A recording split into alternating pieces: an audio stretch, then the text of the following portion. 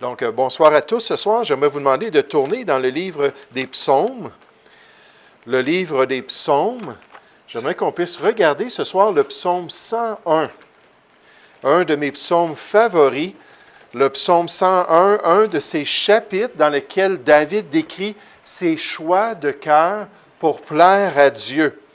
Un des textes, comme le psaume 1 puis le psaume 26, où le bien-aimé chante d'Israël affirme rejeter le mal pour poursuivre le bien dans les voies de Dieu. Puis nécessairement, dans le Nouveau Testament, c'est ce qu'on nous dit en tant que chrétiens. Dans Romains 12, au verset 9, on nous dit « Ayez le mal en horreur et attachez-vous fortement au bien ». Donc, comme David, il faut faire des choix de cœur.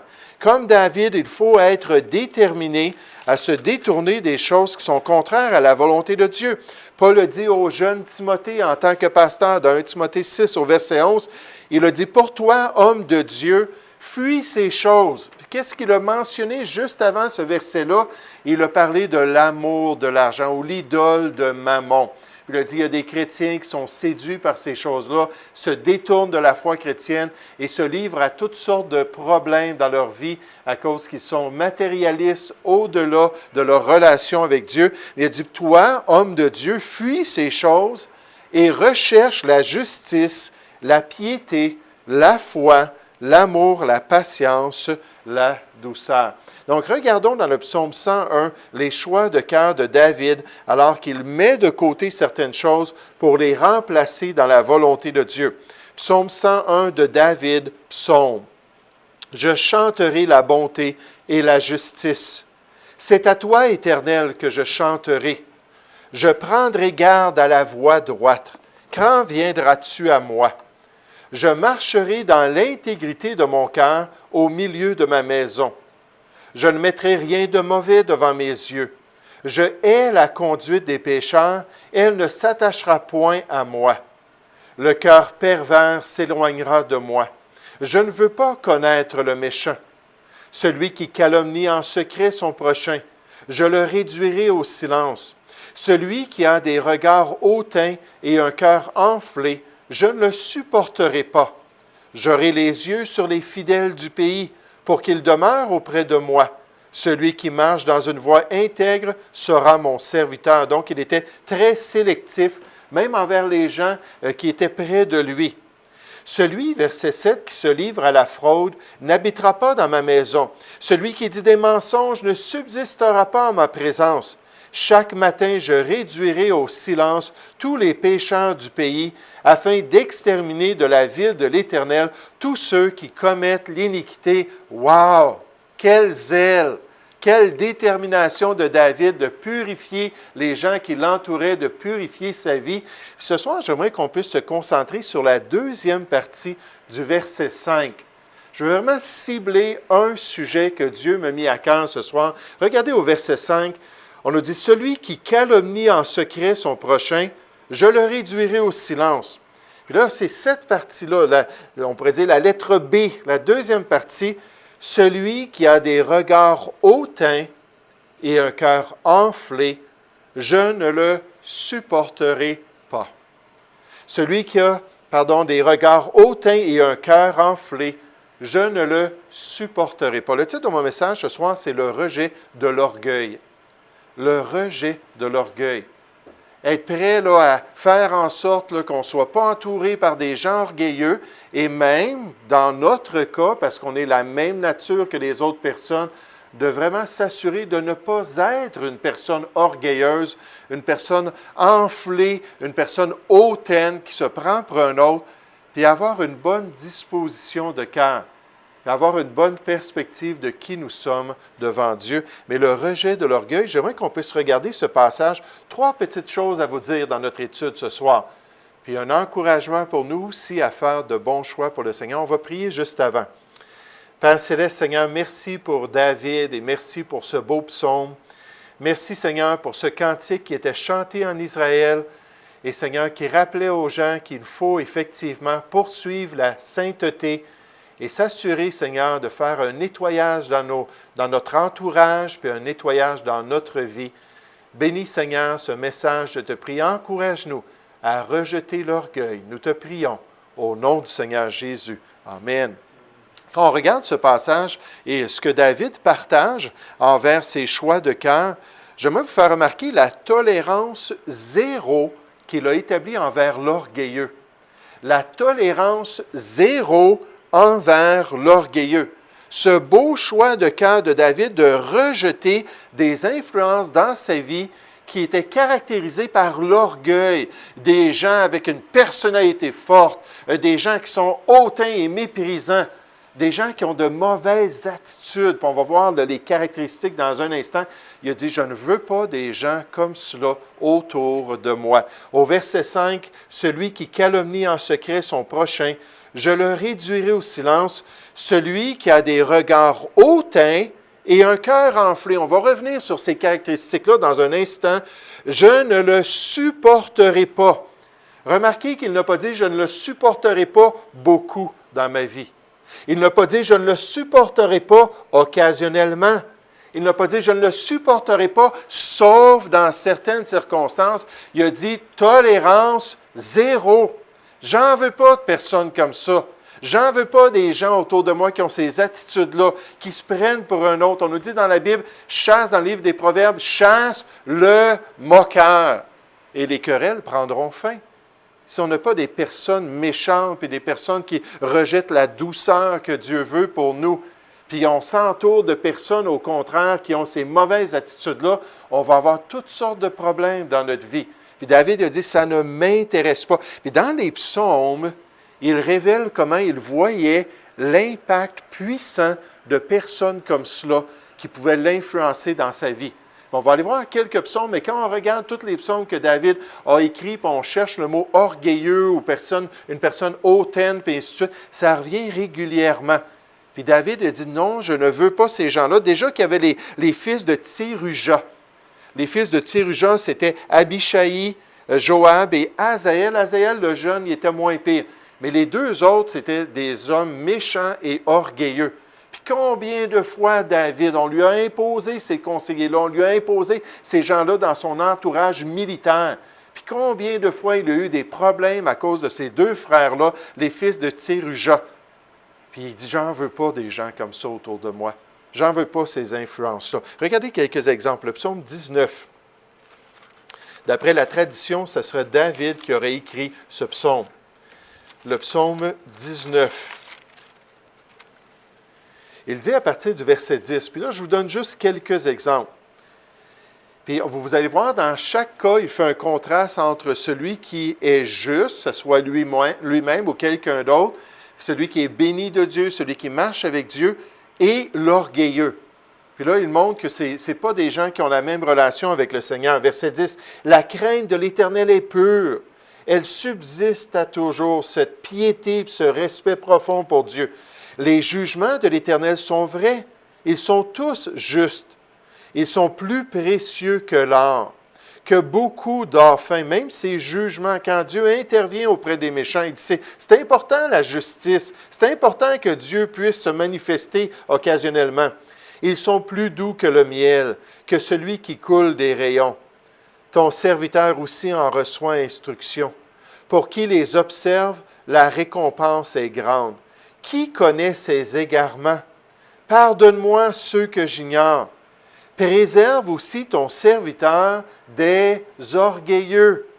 Qu'il ne domine point sur moi, qu'il n'ait pas une influence dans ma vie. Alors je serai intègre si l'orgueilleux ne m'influence pas, s'il n'est pas dans ma vie, je serai intègre, innocent de grands péchés.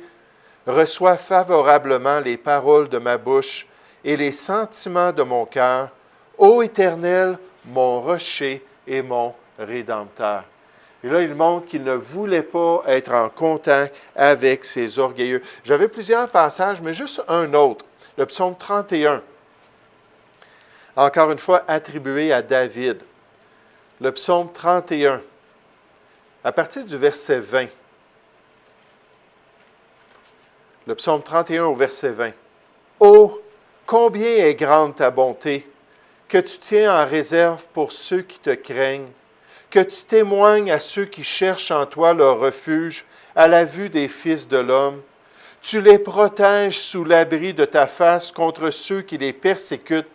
Tu les protèges dans ta tente contre les langues qui les attaquent.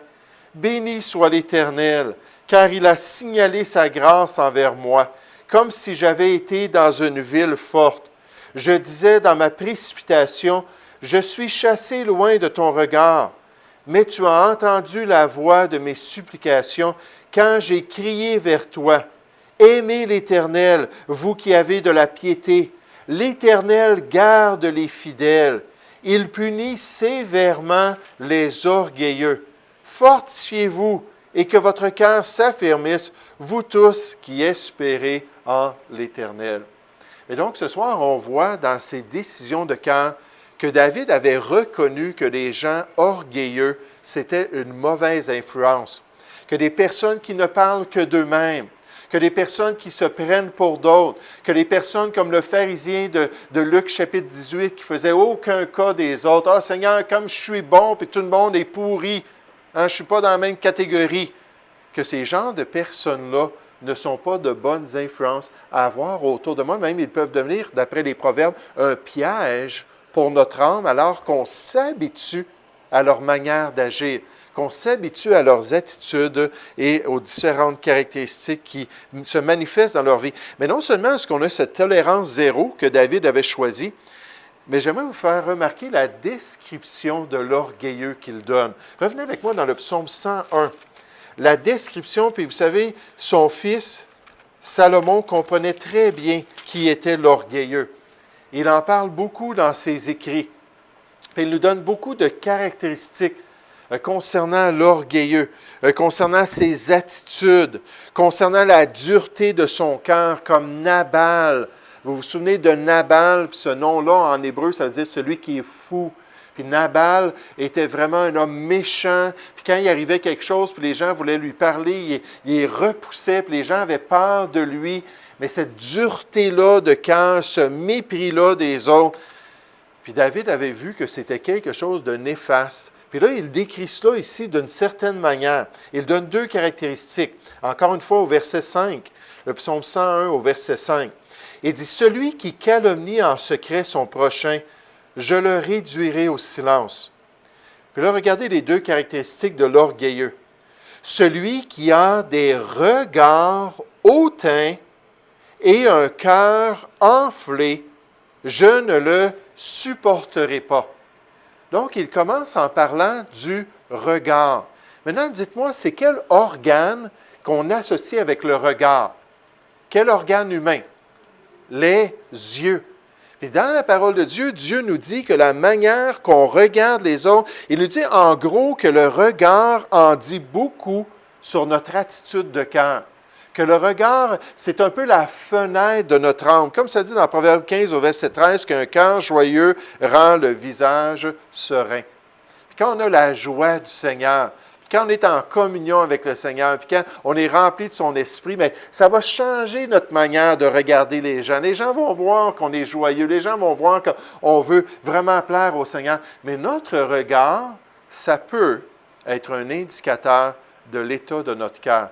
Et ici, on nous parle d'un regard hautain, un regard qui abaisse tout le monde d'autre, le nez levé, là, puis à un moment donné, on regardait des scènes de la royauté en Angleterre, là, puis on les voyait s'en venir, pas tous, mais certains, là, puis tu voyais là, un regard arrogant, là. Hey, on fait partie de la famille royale, puis vous êtes que nos sujets, vous êtes des vauriens presque. Mais cette attitude-là qui se voit dans le regard. J'aimerais juste vous montrer quelques passages dans les Écritures qui nous montrent cela, que Dieu souligne ça. Regardez dans le livre d'Ésaïe. Le livre d'Ésaïe, c'est une condamnation de Juda et d'Israël, en gros. Ça démontre quel genre d'attitude, quel genre de relation que le peuple avait avec leur Dieu. Puis en fait, c'est pitoyable. Dans les 3 premiers chapitres, quand on lit ces 3 premiers chapitres-là, puis ça introduit le livre d'Ésaïe, c'est très décourageant. Parce que Dieu dit de la plante du pied jusqu'à la tête, en imageant Israël puis son peuple, il dit il n'y a rien en bon état. Tout est tout croche. Puis mon peuple ne me connaît pas, mon peuple n'a pas le bon sens d'un animal de trait qui va connaître son maître, puis qui va coopérer avec son maître. Il dit, ce sont des rebelles. Il donne toutes sortes de caractéristiques. Regardez dans Ésaïe chapitre 3 au verset 8. Une des choses qui paraissait dans la latitude du peuple. Ésaïe chapitre 3 verset 8, « Jérusalem chancelle et Juda s'écroule. Parce que leurs paroles et leurs œuvres sont contre l'Éternel, bravant les regards de sa majesté. » Des fois, Dieu compare son peuple à une pierre. Ils ont un cœur de pierre, mais ils ont un visage de pierre ou de fer. Hein, là, l'attitude, puis Dieu, on ne veut rien savoir de toi, puis éloigne-toi de nous, puis on a le temple avec nous, puis le temple va nous délivrer, peu importe ce que tu fais. Puis c'est vraiment un affront à Dieu, bravant les regards de sa majesté. Puis là, remarquez le verset 9. L'aspect de leur visage témoigne contre eux. Ça paraissait dans leur regard, ça paraissait dans leurs attitudes. Et comme Sodome, ils publient leurs crimes sans dissimuler, ils ne se cachent pas. Malheur à leur âme, car ils se préparent des maux. À cause de cette attitude-là qu'ils ont, verset 16, on parle des dames en particulier. L'Éternel dit, « Parce que les filles de Sion sont orgueilleuses et qu'elles marchent le cou tendu et les regards effrontés, parce qu'elles vont à petits pas et qu'elles font résonner les boucles de leurs pieds. » Puis là, Dieu décrit toute l'opulence, puis toute la gloire qu'ils avaient dans leur folie, pour dire, écoutez, vous vous en allez en captivité, puis je vais tout vous enlever ces choses-là. Mais on voit l'attitude du regard. Ayant élevé des enfants, puis ayant travaillé des années avec des adolescents, 90 ans dans une école chrétienne, je peux vous dire, c'était pas difficile de voir ce qui se passait dans leur cœur. Souvent, les enfants ne cachent pas ce qui arrive dans leur cœur. Dans Proverbe 30, au verset 17, on nous dit, « L'œil qui se moque d'un père et qui dédaigne l'obéissance envers une mère. » Puis là, on nous dit, « Les corbeaux du torrent le perceront, les petits de l'aigle le mangeront. » Si tu n'honores pas tes parents, tu ne vivras pas longtemps. C'est le contraire, nécessairement, le jugement de Dieu qui vient sur les rebelles. Mais l'œil, hein, papa et maman, on te parle, puis là, l'enfant regarde ses parents avec une mauvaise attitude. Puis nous, on disait toujours à nos enfants, cesse cette attitude-là. Sinon, il va y avoir des conséquences. Là. On leur disait, il ne faut pas avoir une telle attitude.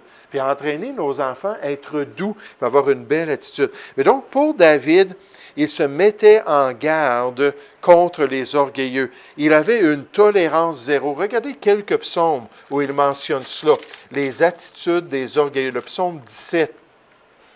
Mais lui, il avait remarqué cela. Il voyait quel genre de comportement ils avaient. Il était capable de voir leur cœur par leurs attitudes. Puis juste en passant, dans la parole de Dieu, ça nous dit que c'est de l'abondance du cœur que la bouche parle. Puis une autre chose qui paraît, c'est nos paroles. Quand on a des paroles orgueilleuses, on nous dit un cœur enflé, nécessairement, ça va paraître dans nos paroles. Ça va se manifester dans nos paroles, Matthieu 12 au verset 34. Mais c'était les deux caractéristiques qu'il voyait. Cette attitude-là, puis cet orgueil-là qui paraissait. Dans le psaume 17, il dit au verset 8, psaume 17 au verset 8, « Garde-moi comme la prunelle de l'œil, protège-moi à l'ombre de tes ailes. » C'est tellement beau, les psaumes. « Contre les méchants qui me persécutent, contre mes ennemis acharnés qui m'enveloppent. Ils ferment leurs entrailles. Ils ont à la bouche des paroles hautaines. Ils sont sur nos pas, déjà ils nous entourent. Ils nous épient pour nous terrasser. On dirait un lion avide de déchirer, un lionceau aux aguets dans son repaire.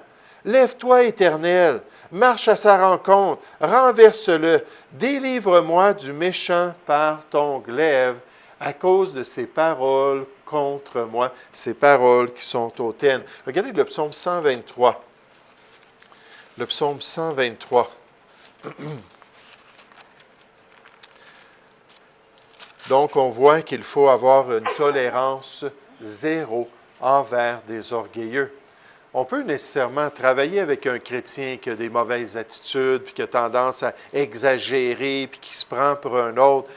Mais à un moment donné, si on voit que ça commence à nous affecter, la Bible nous dit de s'unir dans 2 Timothée 2 au verset 22 et 23 avec des frères qui ont un cœur pur. Donc, il faut trier des fois, là, même dans nos relations avec des chrétiens, même dans nos relations avec les enfants de Dieu, on déteint les uns sur les autres. Ça, c'est inévitable. Puis si on voit qu'on développe de mauvaises attitudes, on est mieux de trier dans tout ça. Puis là, on voit cette description-là, le regard, à la manière qu'il regarde, la manière qu'il va parler, son cœur qui se manifeste par ces fenêtres-là de son âme. Puis de voir comment est-ce que c'est laid. La Bible nous dit que l'orgueilleux est en abomination parmi les hommes. Certainement qu'il est en abomination devant Dieu. Mais quand on marche avec le Seigneur, ça ne devrait pas nous plaire de voir quelqu'un comme ça. Ça ne devrait pas nous réjouir de voir ces attitudes-là. Puis donc, David voulait s'assurer de ne pas être influencé. Dans le psaume 123, il dit « Cantique des degrés, je lève mes yeux vers toi, qui sièges dans les cieux. Voici comme les yeux des serviteurs sont fixés sur la main de leur maître pour la provision de leur maître, et les yeux de la servante sur la main de sa maîtresse. Ainsi nos yeux se tournent vers l'Éternel notre Dieu, jusqu'à ce qu'il ait pitié de nous. Aie pitié de nous, Éternel, aie pitié de nous, car nous sommes assez rassasiés de mépris. Notre âme est assez rassasiée des moqueries des orgueilleux et du mépris des hautains. Puis il dit, c'est pas quelque chose d'agréable pour moi. Mais donc, cette tolérance zéro-là, cette description sommaire de caractéristiques de l'orgueilleux, puis surtout, j'aimerais vous faire remarquer sa résistance envers l'orgueil. Lui-même, personnellement, lui-même, il devait veiller sur son cœur. Revenez dans le psaume 101. On va terminer avec cela ce soir. Dans Éphésiens chapitre 4, au verset 1, on nous dit de marcher d'une manière digne de l'appel de Dieu sur le croyant. Et on nous dit quel genre d'attitude on devrait avoir. On nous dit en toute humilité. En toute humilité, ou avec une humilité qui est complète. Il ne devrait pas y avoir d'orgueil dans le cœur du chrétien. Il ne devrait pas y avoir ces attitudes-là qui se manifestent dans sa vie. Oui, on bronche tous de toutes sortes de manières, mais on devrait être sensible quand on parle dur aux autres, quand on réagit, quand on utilise un langage méprisant, quand on les regarde en leur disant « Hé, toi, là, penses-tu que ça me fait de quoi ce que tu penses? » Puis on a ces attitudes-là. On devrait avoir une petite lumière qui s'allume et qui nous dit non, parce que Dieu résiste aux orgueilleux. Il ne résiste pas aux humbles, là. Donc, Paul dit, si vous marchez en toute humilité, mais Dieu va donner sa grâce, puis il va vous accompagner et il va vous bénir. Alors, il faut veiller aussi sur nos cœurs. Dans le psaume 101, on le voit dans toute l'attitude de David. Il voulait faire ce qui est bien. Donc, il rejetait l'orgueilleux pour pouvoir marcher dans l'humilité. Au verset 1, ça dit de David, psaume, « Je chanterai la bonté et la justice. » C'était les thèmes de ses chants. C'était quelque chose qu'il voulait dans sa vie, être bon, puis marcher dans la justice, dans l'intégrité de son cœur. « C'est à toi, Éternel, que je chanterai. Je prendrai garde à la voie droite. Quand viendras-tu à moi? Je marcherai dans l'intégrité de mon cœur, au milieu de ma maison. Je ne mettrai rien de mauvais devant mes yeux, certainement pas les orgueilleux ou d'autres choses mauvaises. Je hais la conduite des pécheurs. Elle ne s'attachera point à moi. Je suis influençable, alors je les éloigne de moi. Le cœur pervers s'éloignera de moi. Je ne veux pas connaître le méchant. Puis le mot « connaître » ici, ça veut dire développer une relation intime. Paul dit dans 1 Corinthiens chapitre 5 qu'on ne peut pas rejeter les gens autour de nous. Les personnes non sauvées, qui sont adultères, débauchées, idolâtres. Oui, ils suivent le train de ce monde. Ils se conduisent comme c'est normal dans le siècle présent. Mais on ne devrait pas les choisir comme nos amis intimes. Proverbe chapitre 13 au verset 20 nous rappelle que si on choisit un homme sage, on va devenir sage, mais si on fréquente un insensé, on va s'en trouver mal. Il va y avoir des conséquences. Donc David dit, verset 4, « Le cœur pervers s'éloignera de moi. Je ne veux pas connaître le méchant. Celui qui calomnie en secret son prochain, je l'entends murmurer, je l'entends parler contre les autres. Je le réduirai au silence. Celui qui a des regards hautains, ça fait partie de ceux que j'éloigne de moi. Et un cœur enflé, je ne le supporterai pas. J'aurai les yeux sur les fidèles du pays, pour qu'ils demeurent auprès de moi, qu'ils soient un encouragement dans les voies de Dieu. Celui qui marche dans une voie intègre sera mon serviteur. Celui qui se livre à la fraude n'habitera pas dans ma maison. Celui qui dit des mensonges ne subsistera pas en ma présence. Chaque matin, je réduirai au silence tous les méchants du pays. Wow! Tout un objectif, n'est-ce pas? Afin d'exterminer de la ville de l'Éternel, de Jérusalem, tous ceux qui commettent l'iniquité. Donc, David voulait lui-même veiller sur ses voies et s'assurer de ne pas agir comme les méchants et de ne pas se détourner de la volonté de Dieu. Puis là, ce soir, on était en face d'un miroir pour nous, n'est-ce pas? Est-ce qu'on a des regards hautains? Est-ce qu'on a des paroles enflées? Est-ce qu'on se prend pour quelqu'un d'autre? Ou est-ce que notre douceur est connue de tous les hommes? Philippiens 4,5. Est-ce qu'on marche dans la douceur de la sagesse qui vient d'en haut? Jean chapitre 3 au verset 18. Est-ce qu'on a les attitudes qui plaisent au Seigneur et qui le glorifient ici-bas? Comme c'est important de faire attention avec l'orgueil. Dieu va nous résister ou il va nous donner sa grâce. C'est à nous de décider. Nous allons prier ensemble. Merci, Père Céleste, pour ce temps que nous avons passé dans ta parole et merci, Seigneur, pour ce rappel de vraiment trier les influences dans notre vie. Seigneur, nous sommes vulnérables, nous sommes fragiles et nous voulons seulement de bonnes influences pour ta gloire. Aide-nous à veiller sur l'état de nos cœurs. Nous te prions au nom du Seigneur Jésus. Amen. Donc, ce soir, on ne se séparera pas. On va rester ensemble pour prier. Prions, s'il vous plaît.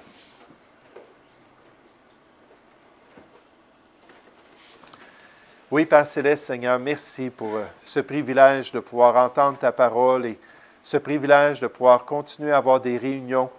Merci pour le Canada, Seigneur. Merci pour toutes les libertés que tu nous donnes, même ici au Québec. Et Seigneur, Père, en parlant de l'école à la maison un peu plus tôt, je te remercie que tu as permis qu'on puisse accomplir ça avec nos enfants et on sait dans différentes églises fidèles, Seigneur, il y a des gens qui veulent être en mesure de faire l'école à la maison. Oh, puisses-tu les protéger, puisses-tu leur donner beaucoup de sagesse. Le malin cherche à nous enlever nos enfants, Père. Je te prie que tu puisses étendre ta main. Et Père Céleste, j'aimerais te demander pour les jeunes qu'ils puissent aussi avoir de la discrétion lorsqu'ils parlent avec leurs amis au parc, lorsqu'ils sont dans des cours peut-être ou dans des activités. Et Seigneur Père, je te prie que tu puisses protéger les familles. Et Père, guide-nous maintenant dans ce temps de prière. Nous te prions au nom de Jésus. Amen. Père éternel, merci encore. Ta parole, Seigneur, tu nous as encore parlé ce soir. Tu nous parles tous les jours. Celui qui lit ta parole, c'est vraiment aussi de le mettre en pratique, Seigneur. Aide-nous. Parce que nous avons des problèmes. Moi, j'en ai un. Puis d'autres en ont aussi.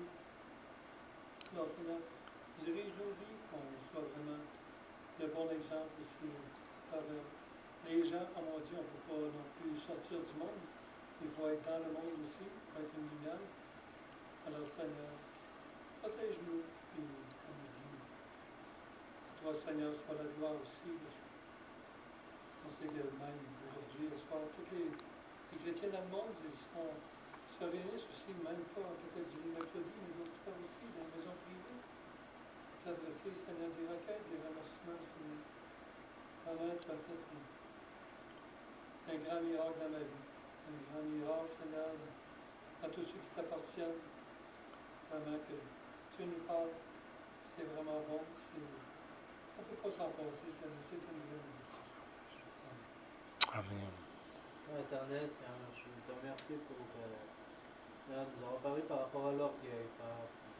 Vraiment de nous aider, Seigneur, vraiment à se dépouiller de tout ça. vraiment de s'humilier de plus en plus, Seigneur, pour vraiment avoir un esprit, Seigneur, qui est prompt à s'humilier. Seigneur, moi, je veux te prier pour William, Père, tu vois, autant pour nous en tant que chrétiens qu'on a de l'orgueil, mais autant les païens, Père, puis je te veux prier pour William, Seigneur, vraiment de briser cet orgueil-là, Seigneur, de penser qu'il gère sa vie, puis qu'il contrôle sa propre vie, puis qu'il peut faire ce qu'il veut, mais ce qui n'est pas vrai, Seigneur, parce que toi, tu subsistes sur tout, Seigneur, puis tout est soumis à toi, Seigneur. Alors, tant la vie, puis l'air qu'on respire. Alors, je te prie vraiment d'ébranler William, du moins de faire ce que tu veux avec sa vie, Seigneur, vraiment de travailler dans sa vie comme toi tu le désires. Je te prie vraiment d'ouvrir ses yeux, vraiment qu'il puisse passer du temps dans ta parole, Seigneur, puis que tu puisses lui parler à travers la parole, Seigneur, que tu puisses briser cet orgueil-là. Que ça puisse venir, Seigneur, comme le verset, Seigneur, que tu fais grâce aux hommes, Seigneur, qui puissent une fois, Seigneur, vraiment s'humilier devant toi, on se repentir de tout ce qu'il fait. Je te prie vraiment de tout, comment ça, je pense à Eric aussi,